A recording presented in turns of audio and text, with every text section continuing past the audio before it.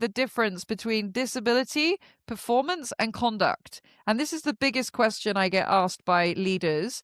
How do I know the difference? The truth is, Hey, I'm Vishesh, your host. I'm a 5x founder and CTO. Still building. I also help founders like you ship faster and fix what's slowing you down.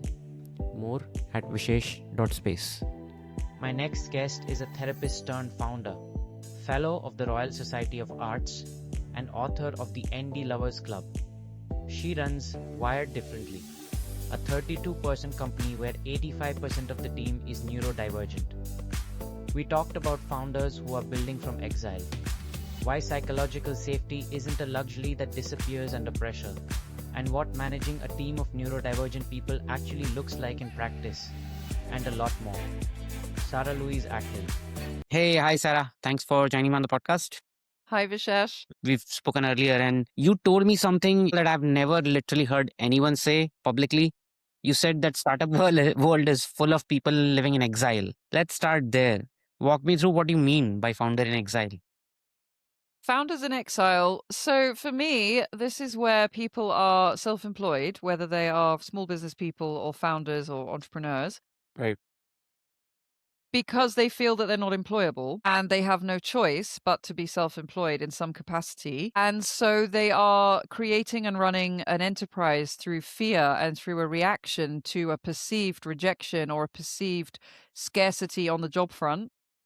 And that's really challenging because running a startup is already stressful. All right. And if you deep down have a belief that you're kind of doing this because no one else is going to want you, and if this fails, there's nothing else to, there's no safety net because the jobs world has rejected you.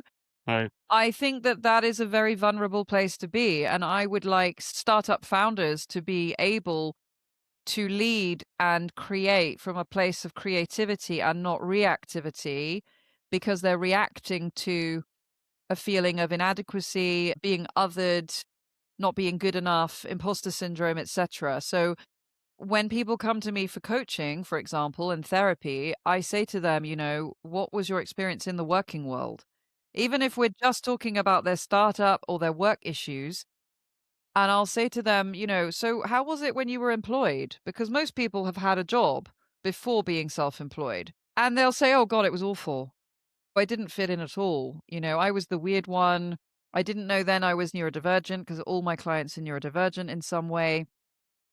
And I'll say, do you realize that having that behind you, because certainly in the West, our concept of time is that the past is behind us and the future's in front of us, which in itself is an interesting framing. But when you have all that weight behind you and that it's literally like you've turned your back on something dark and shady and shameful and you're running towards something more hopeful, that is not a good place to be for the sake of your own business. And I'm really interested in this. And so, what do you recommend to founders in that position? How do they deal with this?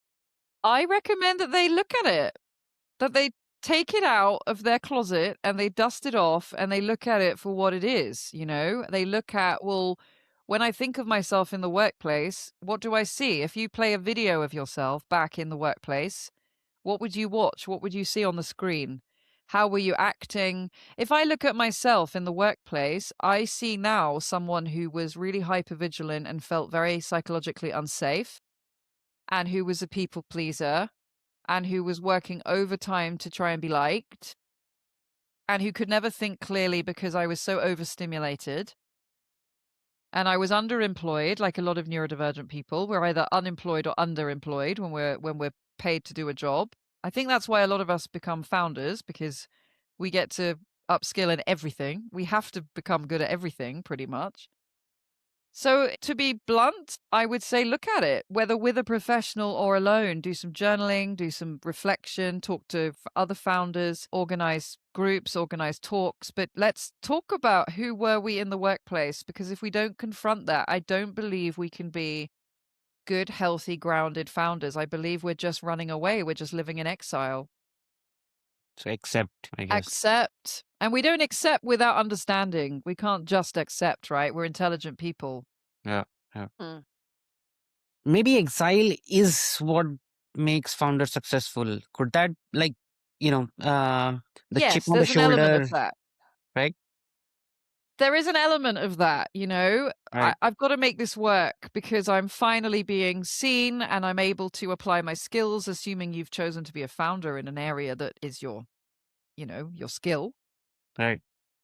I'm sure that's not the, you know, the case for all of us when we create businesses. I've created businesses before in areas that weren't my actual skill set. Yeah, it could give us an edge. It could give us a feeling of a bit of danger, a bit of dopamine, a feeling of this has got to work. I just don't think long term it's great for the self-esteem. Like, can you heal the exile wound while running the company that came from it?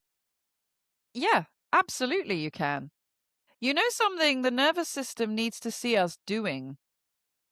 The nervous system needs to see us doing something different to what we've known before. So, Right. arguably, one of the best ways of healing from this, I love the way you put that, an exile wound from the workplace. One of the best ways of healing is to do the thing and see yourself and feel yourself doing the thing. That is what shows you you're competent and you're capable and that things have moved on in your life. And were you in exile? I have to ask. I was an exile. And have you healed? Yeah. Or is it ongoing? I would say so. My startup is 5.5 years old. My current businesses wired differently. My for-profit start differently. My non-profit. It took me 4 years of the 5.5 to work on my exile wound.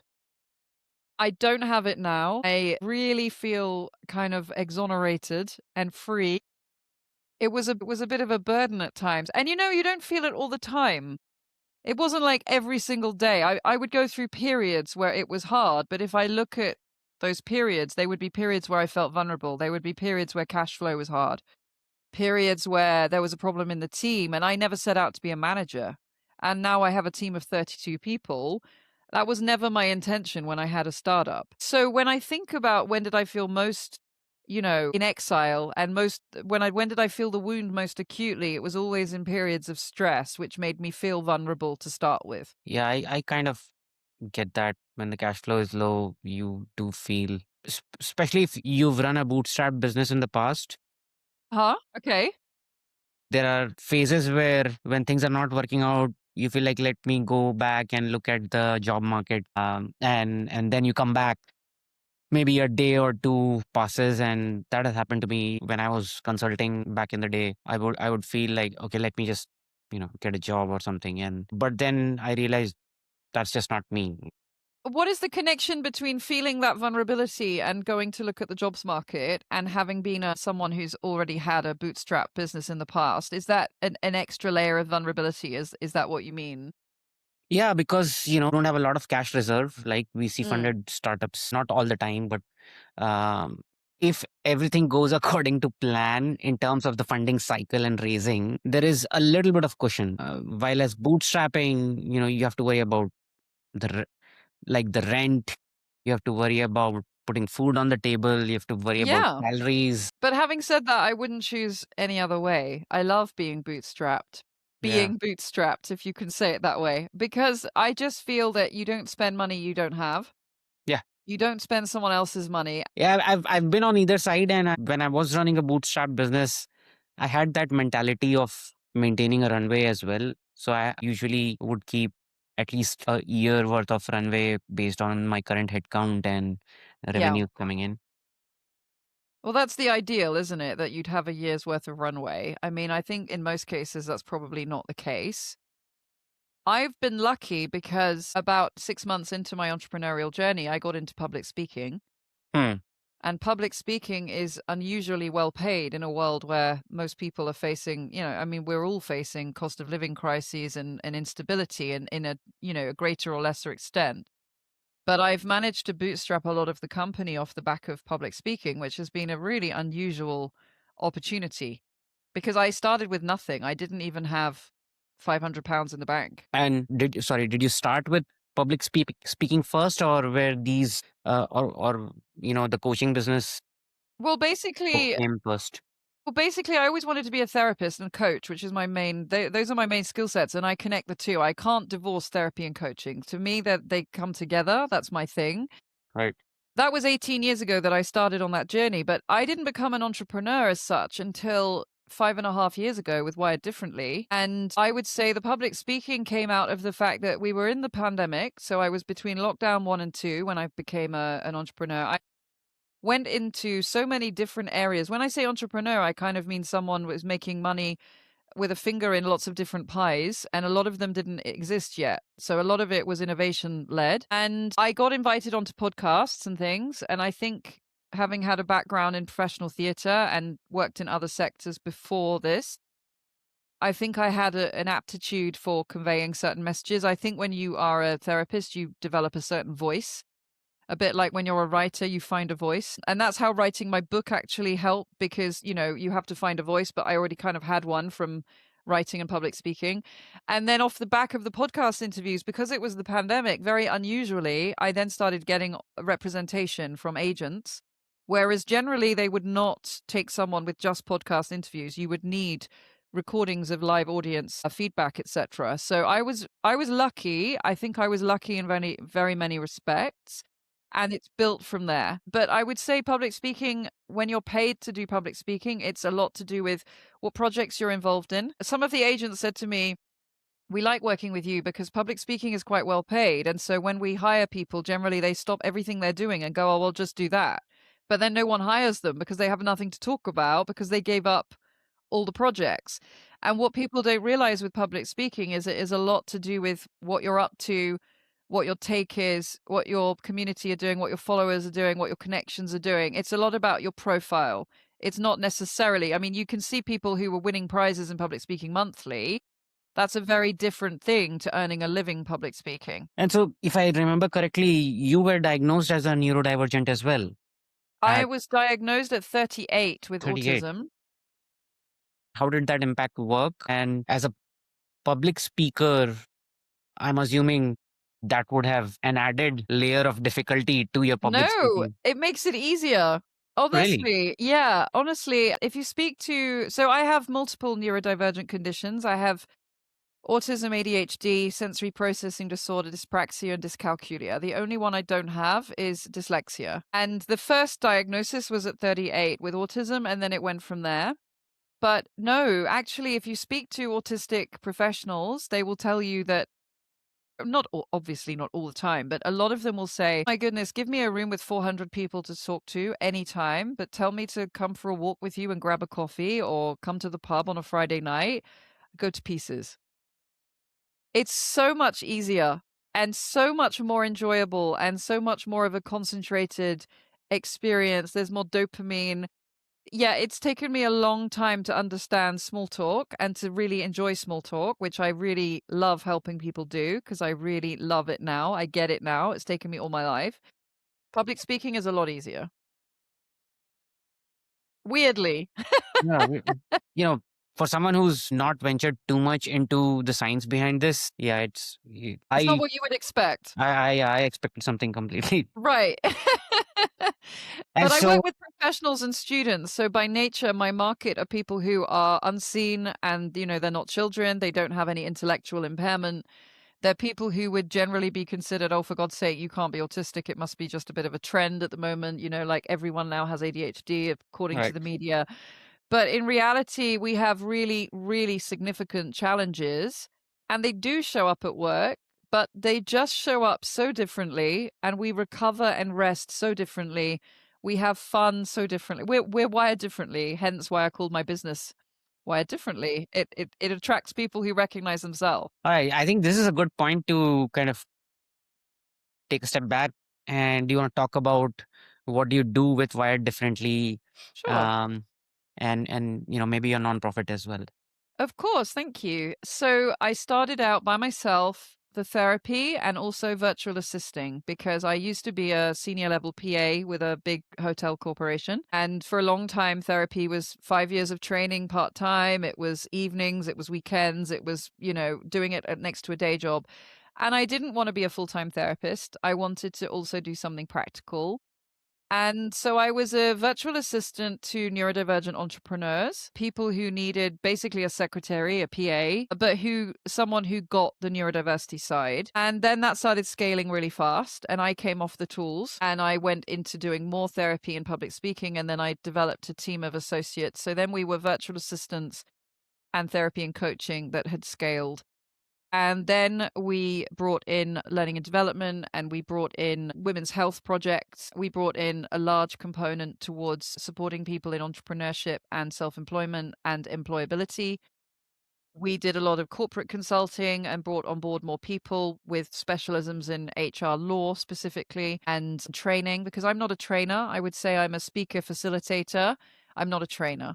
I'm not a change management consultant. There's lots of things I'm not, but I've seen some of your work and some of your values about get people in better than you in whatever area, and scale that way. And yeah, I definitely have always been about collaboration with people with the best skill sets and knowing where my limitations are. So we became a business that focused on all of those things. We tend to work with creatives, entrepreneurs, professionals in any case, in all kinds of sectors. We work with a lot of people who are or were formerly in pharma, in law, people in tech, creative, management consulting, financial services, advertising.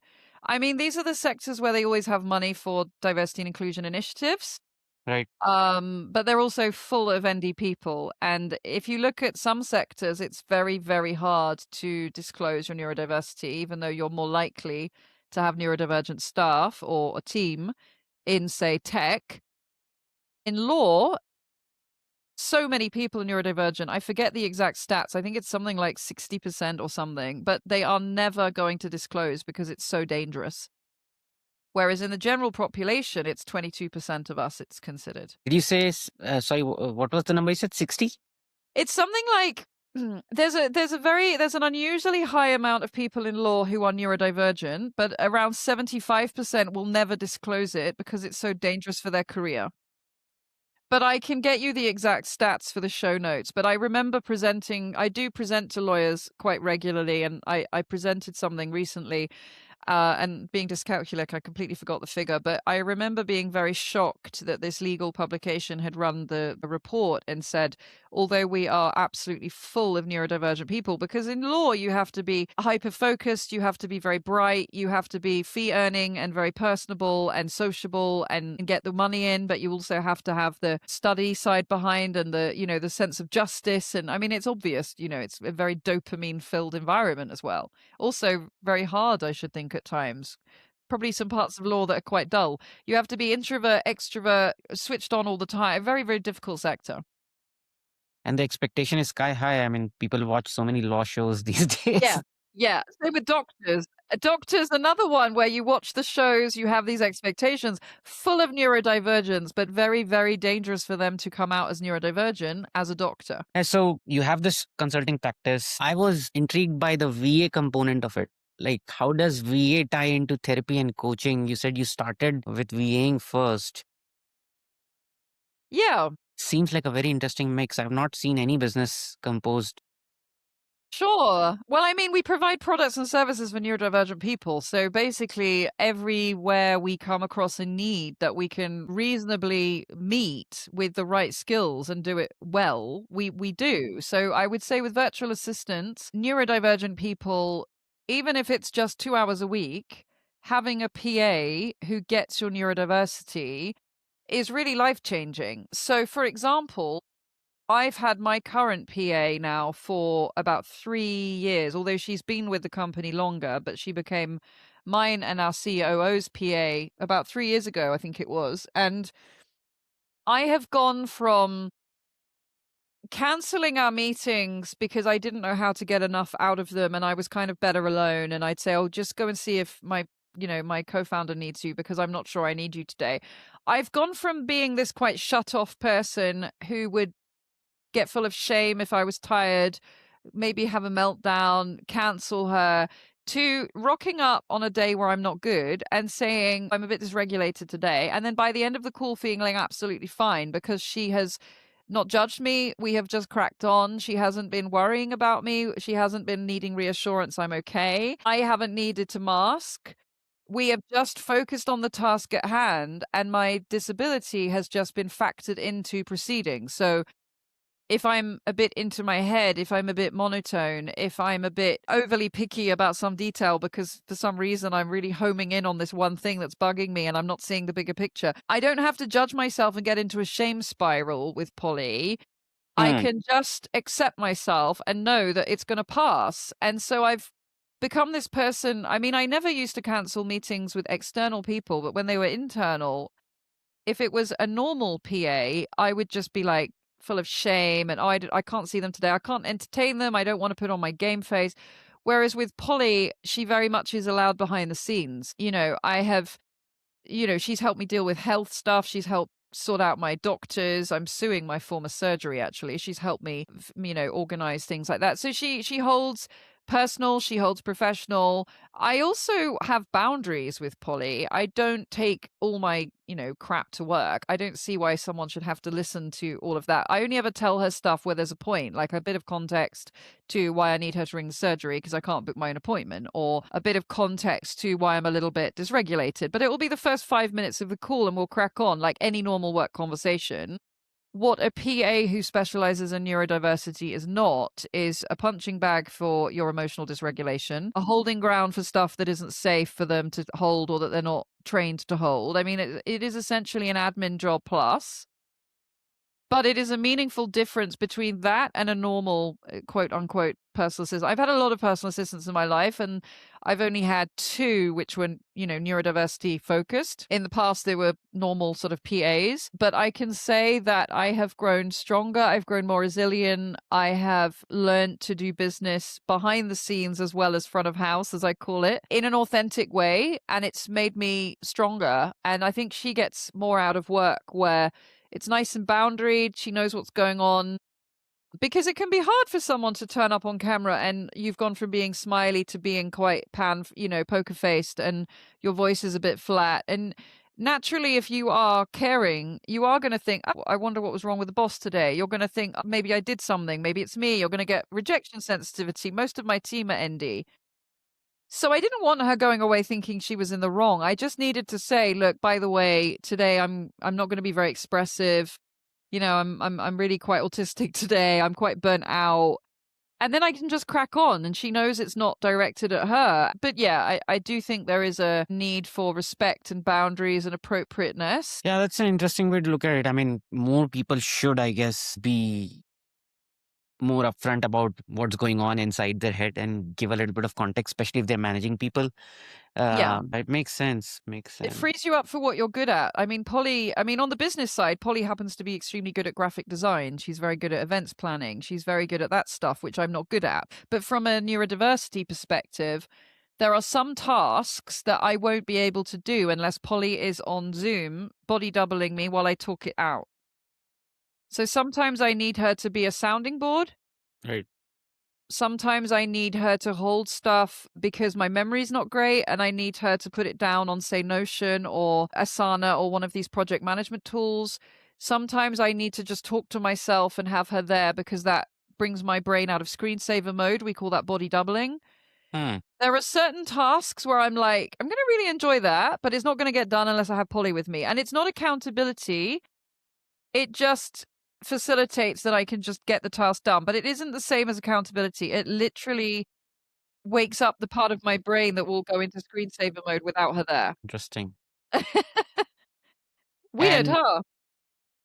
Well, I mean, once you're aware and you have someone like that, I think it probably changes things a lot, in terms of how you get things done. Yeah, it does. 2026, there's a lot of people who are trying out things like an AI bot or whatever, and using it for barring, strategy to even probably, taking notes and doing some of the things that you do with someone, some of the things you do with Polly.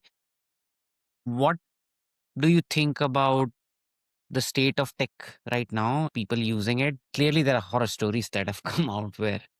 Of course. There are some great things, though. I mean, Right. I would say I have a lot of clients who bring assistive tech to meetings and have note takers.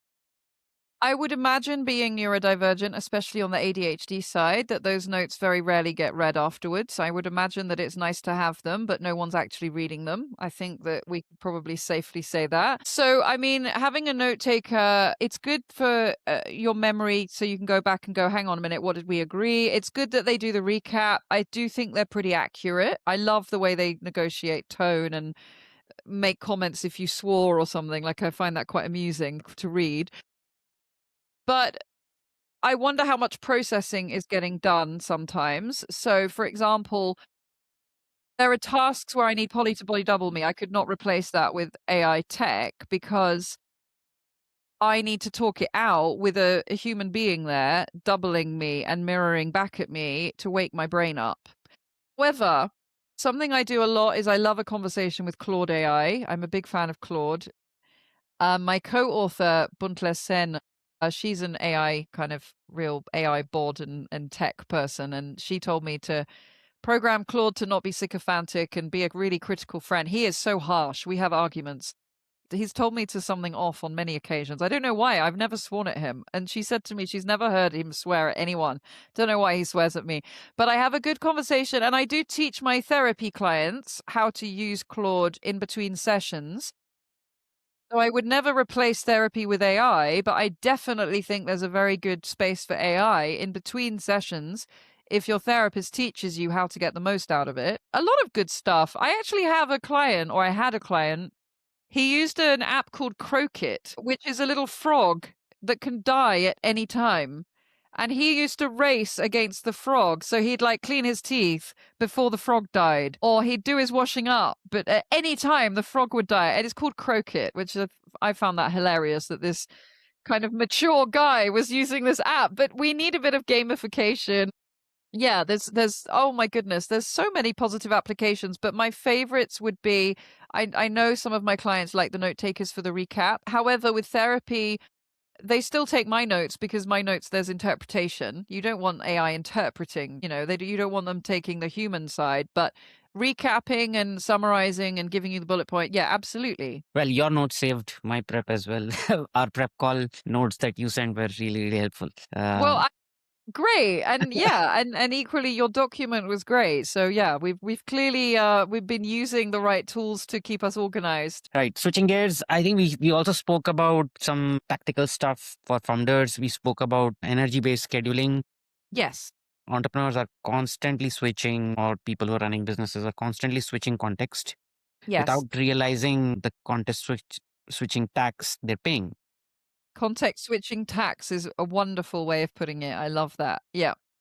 And so how do you use this energy-based scheduling, and can it help people avoid this context switching tax? Yes, of course. So context switching tax is your terminology, isn't it, for when someone does things of lots of different themes and different styles of work and just goes from one to the next and then just drains themselves. I discovered this when I started out with Wired Differently because, in any morning between 6 in the morning, I used to get up at 6 and do 2-3 hours work before my day started in the old days. And yeah, by midday, I would have done public speaking, payroll, sorted out a tech issue, had an issue with a therapy client, maybe a safeguarding issue. The virtual assistant team had an issue. Like, I would have switched context 20 times by lunchtime. And it was good dopamine. But over time, I realized that firstly, I wasn't always bringing the right energy to the task. That you can't go into a problem experienced by a therapy client with your business head on. You can't, I mean, to a degree, it's sometimes helpful to be businesslike in therapy. You can't go into the virtual assistant service with a very therapeutic, unconditional, positive regard mindset. That's going to lead you no hell in a handcart. So I realized that I think it was actually that persuaded me I needed to change. It wasn't so much the being drained, because that's often not the red flag we listen to. That should have been the red flag I listened to. The red flag I listened to was there were instances every so often, every few months, where someone would perceive me as being quite insensitive in the context, or slightly off in the context, and that felt bad and it didn't feel professional. And I thought, for the sake of everyone I work with, I'm spreading myself a bit thin here. So what I started doing is I started going, right, when am I best at what task? So I realized that Monday morning I have to get out of bed to see a person, and they need to be an external person, because if it's my team, I might cancel and have a lie-in.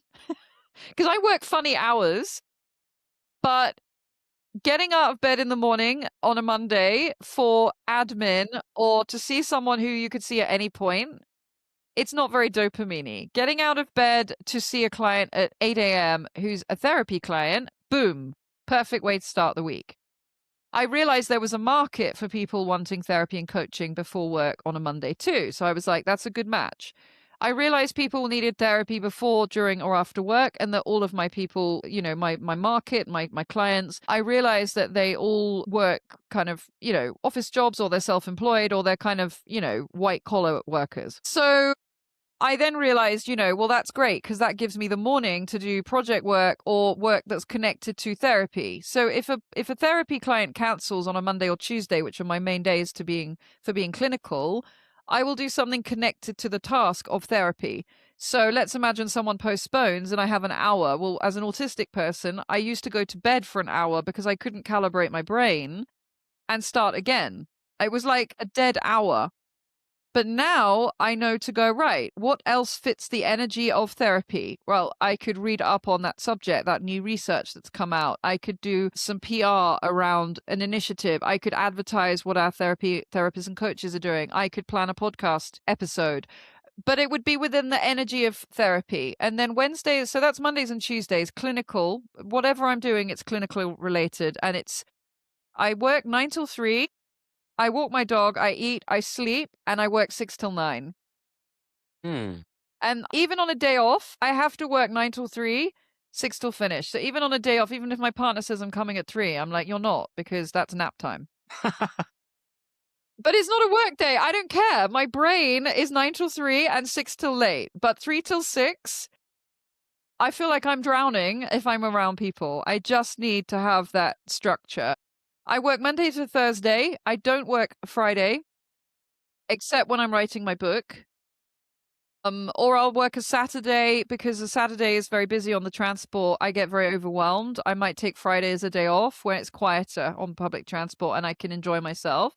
There's less people. Sunday is always free. Sunday is no demands day. Not even, do you want to come to the pub for a pint? Do you want to walk the dog? Nothing. Not everything is a demand. Getting dressed into my normal clothes, having a shower, everything is a demand. When you're neurodivergent, Sunday is no demands day. Literally nothing. And neurotypical people would be surprised what constitutes a demand. A demand is, even a message is a demand, because there's an implied energy of, well, you need to reply. So I just have no demands on a Sunday, and that really keeps me well. I would definitely suggest a no demands day for all neurodivergent entrepreneurs. Interesting. So Well, Monday, Tuesday, clinical, Wednesday, Thursday, project work. Wednesday, Thursday, if I can eat in front of you, if I can swear in front of you, if I don't have to have my game face on, bring it on. Or public speaking, where I go the other way. And if it's a public speaking day, I'll go out, I'll do the keynote, or I'll travel, or I'll get the hotel, or whatever. I'll do but nothing else. I say to my team, today's a speaking day, or it's a travel day. See you tomorrow. And then I have nothing else, because I need to perform. I need to be worth the money. I need to be sharp, because after the keynote, I'm going to get a lot of questions off the cuff. It could be personal, could be professional, could be about lived experience, could be triggering, because it could be about something that's difficult. I once had a 4-day emotional flashback after a keynote, and then I realized why public speakers get paid well. and so if it's a public speaking day and you don't have anything scheduled, what do you do? So, for example, tomorrow and Thursday are public speaking days. Right. So I don't have anything fixed in my diary. I make sure I block out the travel time, the actual appointment, schedule some extra time, because people always want informal conversations, and I schedule coming home. I don't commit to anything else, but I have a great big list of things I can do if on the day my energy matches the task. So it might be that I come home and have a nap, and I wake up and I want to do some research. It might be that I want to spend the evening doing business development. It might be that I have clients who have safeguarding or therapy issues, and I've said to them, I can't commit to a session, but I am going to, at some point in that 24-hour period, check in with you. Basically, there's no, you must turn up for this at this time, but I always have a great big long list of things to choose from if, according to whatever energy I have. Makes sense. Makes sense. I read a long time ago, someone from the startup ecosystem, probably from the Valley, spoke about, things that give you energy and things that take energy from you when you do an That's energy audit. important. And how did you figure out, which days would you fit what? Did you also do an energy audit yourself? Yeah. I didn't call it that, but I totally did that. And I do that. I actually call it an energy map with my clients, and I get them to write out Monday to Sunday, and I say, where are you likely to be sharpest? Where are you likely to be sleepy? Where do you have commitments that you can't move? So, for example, if you have a very late night of networking on a Wednesday, you may well be very foggy headed on a Thursday morning, which may mean that you need someone on Zoom with you to body W. It may mean you need a task that's a bit more exciting. It may mean you need to take that morning off and work the evening instead. But we looked at the sort of heat map of, and I realized that I love doing therapy on a Monday and Tuesday. And I try to do some on a Wednesday because I'm very busy. But then I don't do any Thursday, Friday, Saturday, Sunday, which means I get 4 full days off a week of clinical work before I go back to it, which is really good for desensitizing. Wednesdays and Thursdays, I really love working with my team. I love project work. I love not having to turn up on the hour every other hour for a client, because the pace of that is a lot after a while. And you've also got all the background work, the notes, doctor's letters, linking people up with statutory services, and all the extra stuff that I do as a therapist.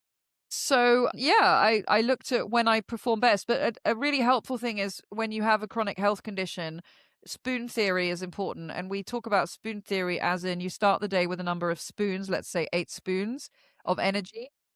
Well, if you are neurodivergent, it might be that you wake up with a bit of a cold, or you haven't slept well. Maybe you've got ADHD and sleep is an issue.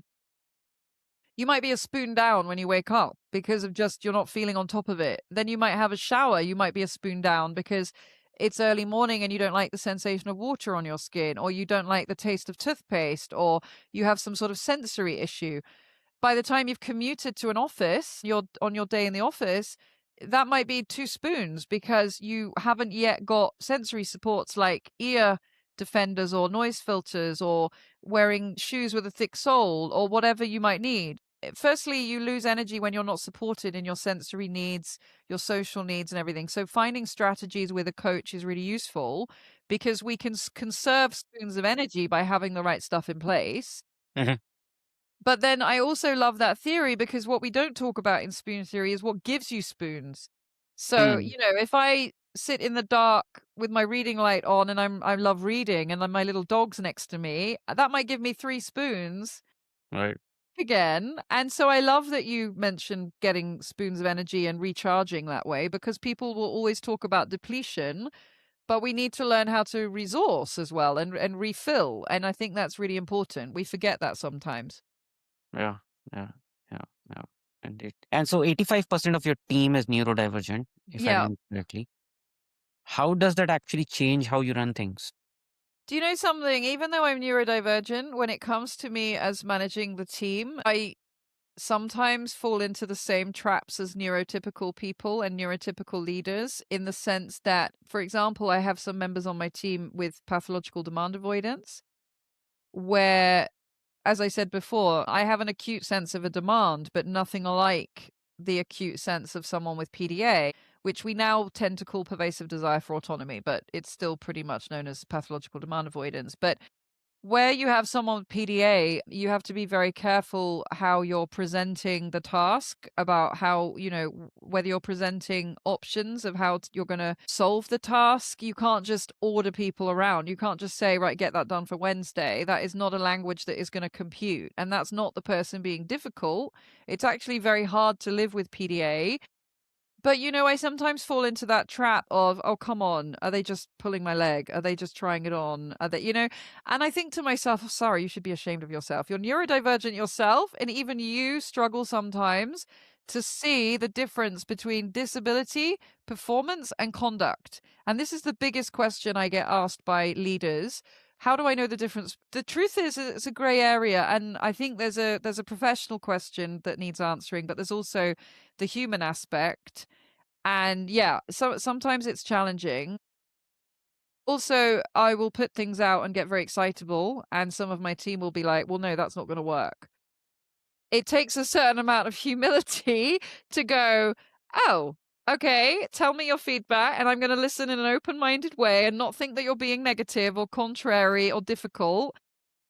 Sometimes when it hurts and you're excited about your baby and someone just bluntly goes, well, no, that won't work. That can be quite hard, but I have to be like, hang on a minute, Sarah, most of my team are ADHD, but some of them also have autism or they have autism or other things. It's par for the course. People with autism have a continuous improvement mindset. You ask for feedback, you get feedback.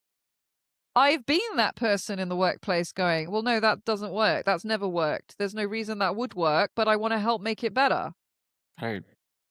But even having been that person and even being neurodivergent, I still sometimes get that. And so now I just say to myself, Sarah, feel the burn and then get over your ego. Because actually, these are people that want to get it right. And actually, my team is super stable. I think the last 2 years, I think we lost maybe one person to other opportunities, and they had both been here for a number of years. So our turnover is very, very low. So there's also that trust, the longevity, the relationship. You've got a lot of data points over a period of years. But if you don't have that in the workplace, it's very hard to trust that the person isn't just being difficult. And I get that. Especially if a lot of people are not coming out, like you said, right? Yeah. In your case, maybe there are most of them that have been diagnosed, but in most cases, people don't even probably know that they are. Most people I work with have not been diagnosed. Yeah. Even on the therapy side, it's a diagnosis of privilege. Here in the UK, you're looking at around £1,700 plus. And the problem with neurodiversity, in a sense, is that it doesn't fit into a nice box. Because I get people come to me saying, oh, I'm just, diagnosed with whatever condition. And then the first thing I'll realize is that that's probably not the condition that's hindering them. The one that's hindering them is the one that's not been diagnosed, but I'm seeing traits all over the place. Mhm. But because that wasn't on the piece of paper, this person didn't even know to look at that and has been living in the dark. Because neurodiversity, you're never going to have one condition. You may not meet criteria for full-blown diagnoses of multiple conditions, but you're going to have traits of other things. Always. Last week, I did a New York Times sponsored careers festival. I love the 16 to 25s. As much as I have clients in their 70s who are post-career, and I have loads of clients in the middle, I also have a lot of clients from 16 on. And I was doing this careers festival, and there were a lot of young people coming to see me saying, I've got a diagnosis, or I want to get one, but my parents aren't okay with it, or whatever. But actually, a lot of it was undiagnosed dyslexia, and nobody had even thought of that because in adults, nobody considers dyslexia. Mm. And a lot of the challenges they were coming to me with, regardless of diagnosis, I was like, that's actually a real dyslexic trait. Have you had strategies for dyslexia? And getting screened and diagnosed for dyslexia is very hard when you're an adult because it's seen as a children's thing that should be picked up at school. Yeah. Yeah. How do managers improve things for people who are undiagnosed or people in general? I would say understand neurodiversity is a whole melting pot of traits. Mhm. Look at those traits. Don't think about labels because it's not for us. I mean, I'm not a clinical psychologist. I don't diagnose people. I go into the workplace and I say, none of us here are medical. None of us can diagnose and prescribe, even if we wanted to. But we have to run our businesses not actually knowing what's going on with people. But you don't need someone to have a label to go, I'm pretty sure that person's struggling with their memory. I wonder if they need strategies. I'm pretty sure that that person's great, but every time I give them that task, it's taking them a week longer than everyone else. That person, compared to most of my team, is struggling with deadlines. That person is always getting to work 10 minutes late. I wonder what's going on there. They might be staying 3 hours late, but companies never seem to look at that. They want to know why you're not on time. And companies will say, well, hang on a minute, if that person can be 10 minutes late, they can be on time. Well, no, they're 10 minutes late because they are deliberately avoiding the social unstructured stuff. They try to get their bang on 9 so they can open their laptop and avoid that stuff that they can't cope with. But they're not factoring in that to actually get from the front door and sign in and get through security and get to your office and take your coat off, by that point, you're 10 past 9. But the idea was to avoid the social stuff. They are not sitting at home going, I'm going to leave 10 minutes late today and really get on everyone's nerves. So how do you deal with mixed teams? You put the cynicism to one side. You ask questions. You are curious. You don't label. And you work with the team member on what could be blocking that. Because, I think 10 minutes, people coming to work an hour late every day, that can be domestic abuse. Yeah, that's true. Like we are in a cohort of people that unfortunately are more prone to having challenges. And we hear about women because statistically it's far more likely to be women. But I have recently worked with a lot of male survivors, all professionals. And if we're not curious, I do a lot of work about neurodiversity and domestic abuse in the workplace.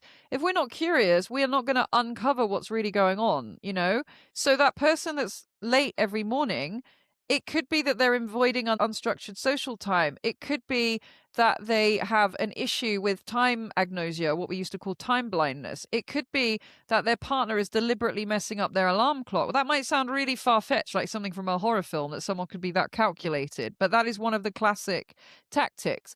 But if we're just assuming laziness, we're not going to manage to, and we need to adapt our management style to everyone, not just because you're neurodivergent, you're neurotypical, because you're a different human to the other person I manage.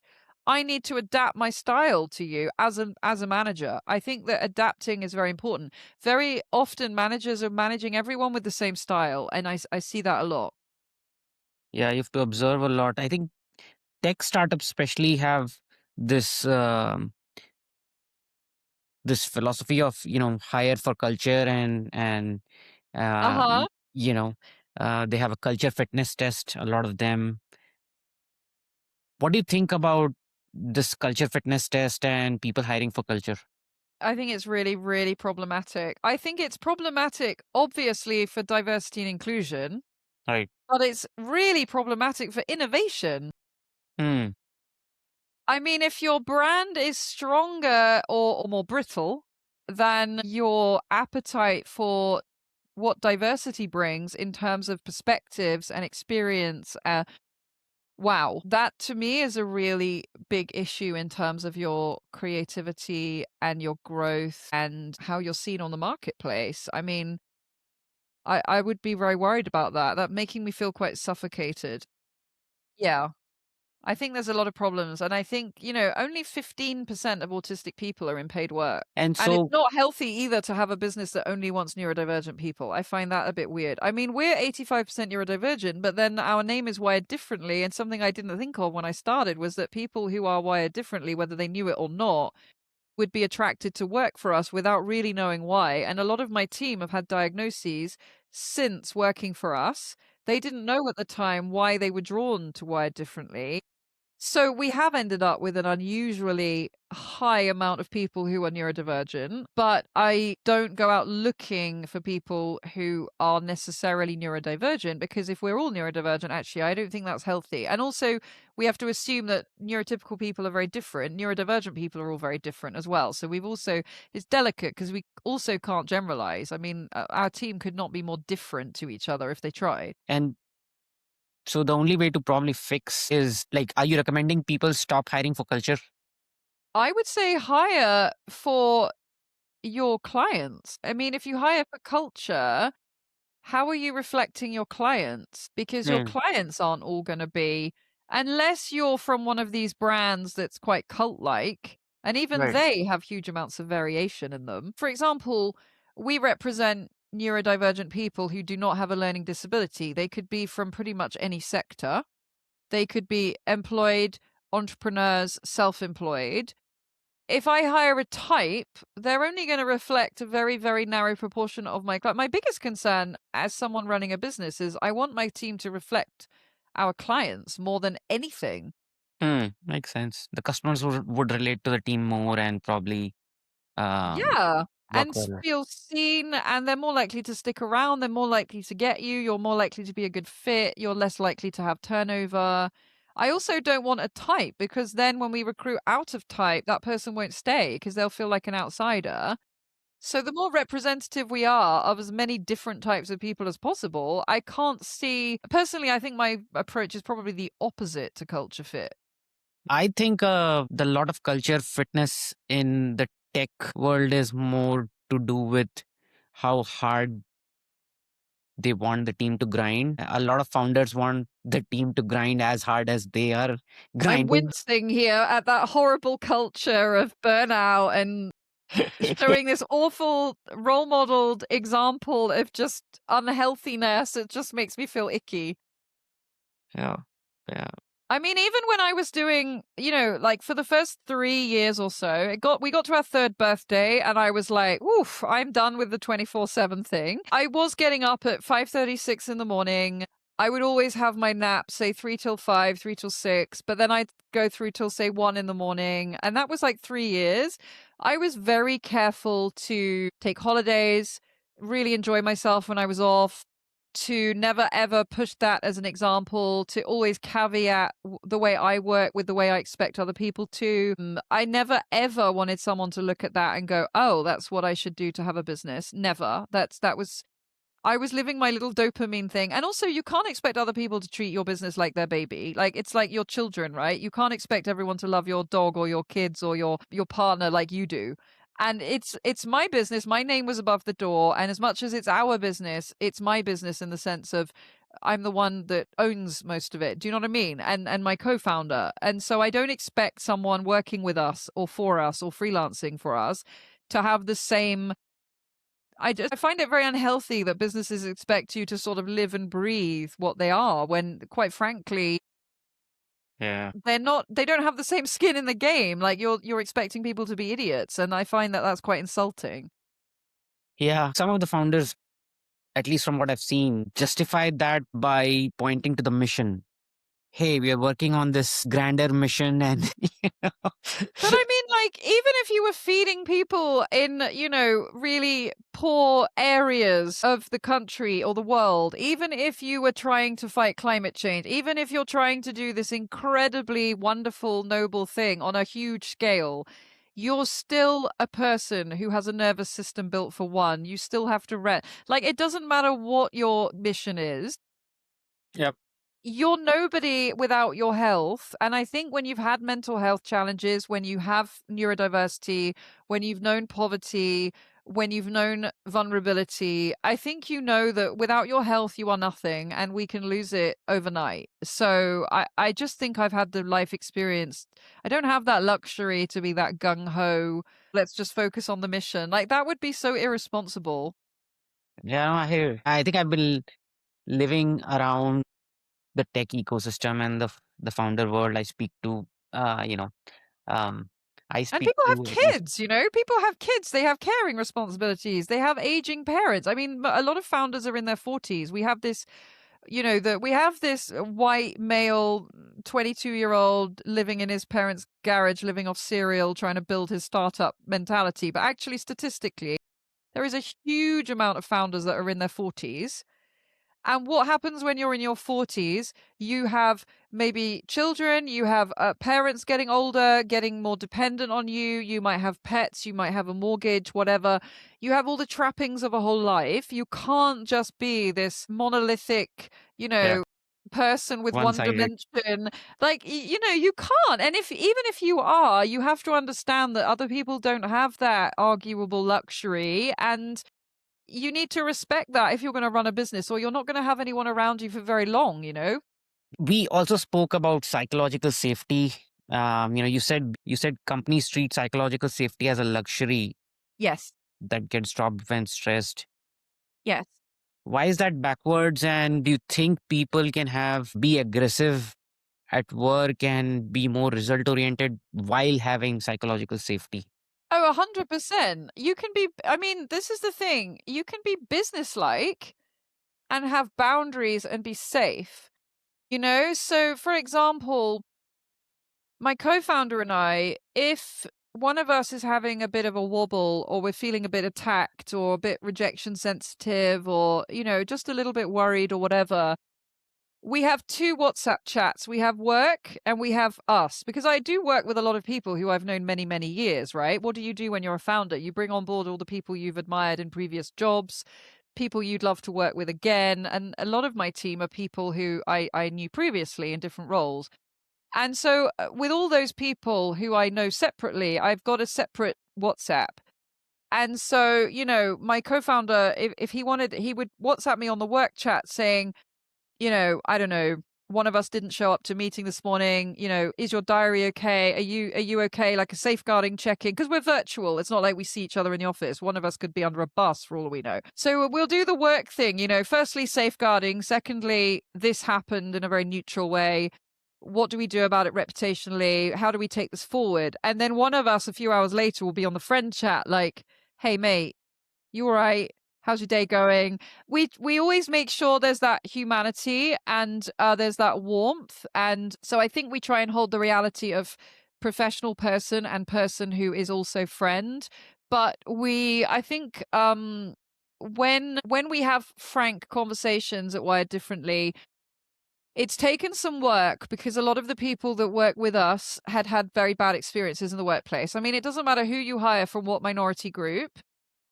They will have had trauma, right? We've all had trauma, a complex trauma, not necessarily big T trauma. So I built a group of people who were, I would say, all of us. We've all been on a big journey. All of us, a lot. Well, I don't want to stigmatize or label, but we have a high prevalence with us all being neurodivergent of, we're all going to be more rejection sensitive. We're all going to be more sensitive generally.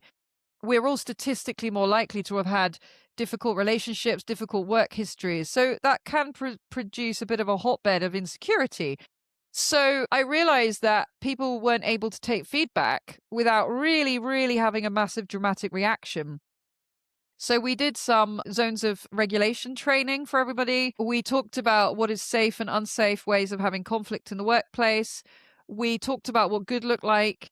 We stopped communicating overly on WhatsApp because things can either escalate or get misconstrued.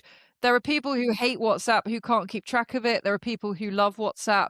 We started to take into consideration what people's preferred methods of communication were. We started to get more visible on who's in the office and who isn't, because when you're virtual, you can assume people are always working and they might not be. And that can feel quite aggressive. So we just made everything clearer. We got everyone's buy-in. For example, I would always have a communication code.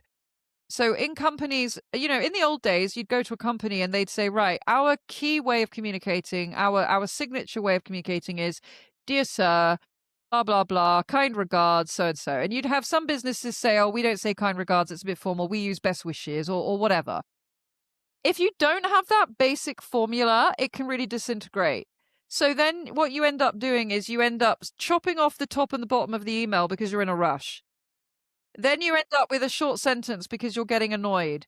Then you start putting in, as I said to you, Vishesh, ... as per our Zoom, ... And then you start getting passive aggressive. Then the emails are getting shorter and blunter and shoutier. Some people might use emojis. Some people might use capitals. All of a sudden, it's a slanging match. It's like, hang on a minute. Every company needs a basic. I don't care how tired or stressed you are. Even if you set it up as a template, I want hello so-and-so and I want kind regards. Because if we don't have a container, where are we going?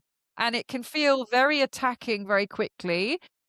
And that is not psychologically safe. So I like there to be certain ground rules. I don't mind someone swearing in the course of a meeting. I am not going to tolerate being sworn at. We also don't insist on cameras on. So we'll say, guys, this is either a voluntary meeting because, you may or may not want to come, or this is a mandatory meeting. Please feel free to bring snacks. Please make sure you put it on your timesheet. This is paid time. Or we might send £5 to everyone or £7.50 to everyone and say, go and get yourself a coffee and a piece of cake or whatever. I think we try to be thoughtful. We try to respect everyone's personality. But the problem is in companies, I feel that the minute everyone is tired, there's a deadline. Suddenly, this is all a load of woke nonsense. No one has time for it. DEI goes out the window. Basic respect and civil stuff goes out the window. We're all expected to just be this machine all of a sudden because everyone's tired and stressed and up against it. And that is just not how it works. And if we can change that belief, it doesn't matter how stressed we are, you have to communicate safely. You can't just be like, oh, well, I was in a bad mood, so I told you to something off yesterday. You can't do that. The camera off thing was an interesting comment. I've personally experienced it as well. The managers who expect people to be on camera. It's more about them than it is about the people. Yeah, exactly. That's what I was Hear going to say. that a It's more lot. about them than the people. Yeah. It is more about them. So when I go into workplaces, and I will say, even to like the head of training or someone who's super senior in L&D, and they'll say, yeah, but Sara, with respect, if everyone's got their camera off, how do I know if my training is landing? I'm like, that's a you problem, not a them problem. You can do so many things to make sure Yeah. people are engaged. You know? You can have little polls going round all the way through. You can have somebody monitoring the chat box for you as an assistant. You can get them using the scribble board thing, tool function. You can get them to answer questions every 10 minutes on like a buzz system. You can keep them going. You don't have to have cameras on to know if it's landing. You just don't. Yeah, makes sense. Totally. Right. What did you believe about building teams when you started Wired differently that turned out to be completely wrong? Believed I didn't want to build one. It is no secret to my team that this was not the intended outcome, having a team of 32. I think I was on my own for the first 18 months, and then it just grew to meet the need, which was lovely. But what have I learned? I have learned that it is very easy for people to not feel seen. And I knew that from the workplace because I would try and have the office or the desk nearest my boss. Because I just knew that I wasn't prepared to graft without any recognition, and I wasn't prepared to just endlessly put stuff in the pot without knowing I was going to progress. And if I had to be under their eyeballs, so be it. I didn't have the trust in businesses to progress me. And so when you're virtual, and a lot of companies are at least partly virtual now, I think you have to make sure that you see your team and you have to adapt, because in the beginning we had a really, really flourishing chat on WhatsApp. It suited everyone. Everyone loved it. Everyone used it 7 days a week if they wanted. It changed because we took on a lot of people. They did not want WhatsApp. They didn't like WhatsApp. It wasn't their thing. And then it changed the whole feel. And we needed to find other ways. Did people want in person? Did they want work? Did they want social? Did they want structured? Did they want anything? No?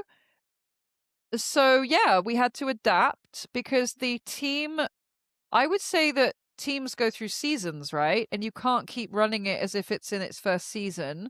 You have to evolve with it. You have to read the room.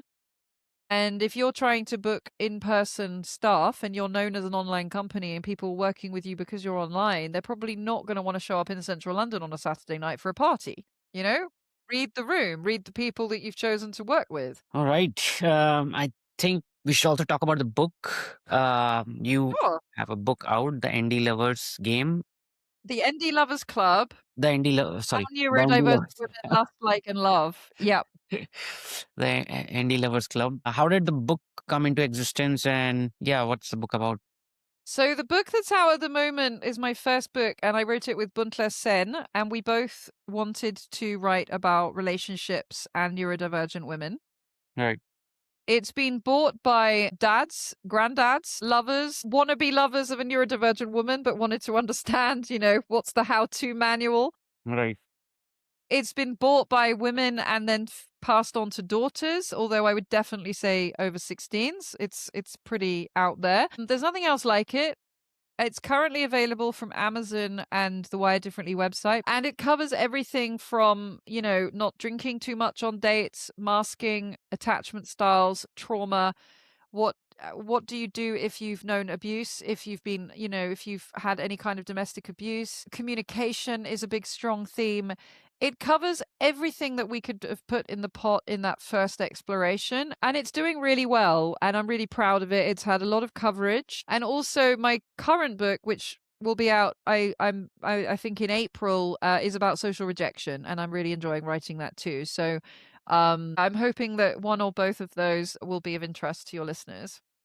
I will list the first one that's out and will keep an eye out for the second one Thank you. and will check it out myself.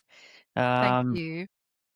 yeah, I think I love the conversation. I think one of the things that really and I think every person who's managing someone should take out of this is you have to be really interested in knowing and understanding each person you're managing to manage them well.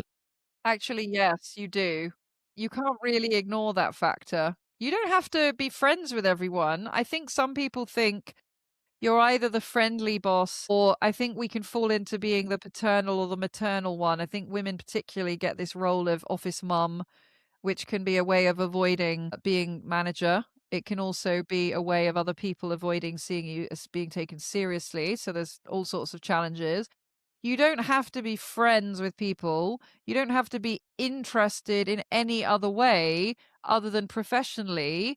You don't even have to, adore the people that you manage if that's not your feeling. I mean, it's different if you're picking the people you work with, it's different to being in a company maybe or a startup that's big enough where you're just recruiting people like that and you don't have any knowledge of that person. Perhaps you may not have chosen them. It might be the founder that chose them and you might be managing them, but you don't have to love everyone you manage, but you can still be really effective. In fact, to be honest with you, I think it's better without all of that stuff. I think some neutrality is nice. It gives everyone nervous systems a bit of a break in the workplace.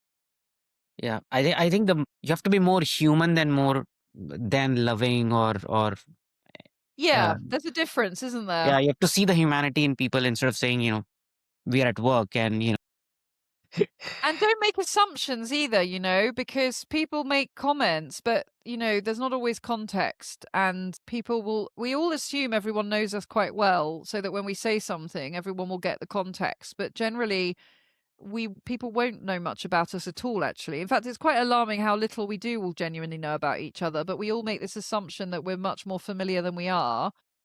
And that can really lead to a lot of, difficulties with communication. indeed, indeed. Wow, it was. I can talk for hours with you. I think Thank you for all the points and picking out all these really interesting bits of our call. And yeah, thank you very, very much. I'm really grateful for the opportunity to talk with you and to record this. yeah, it was great having you, and thanks for joining me again. And yeah, stay in Thank touch. you. See you again. See you. Bye. Bye. If you found this valuable, you can subscribe to the show on Apple Podcasts, Spotify, or whatever your favorite podcast app is. See you in the next episode.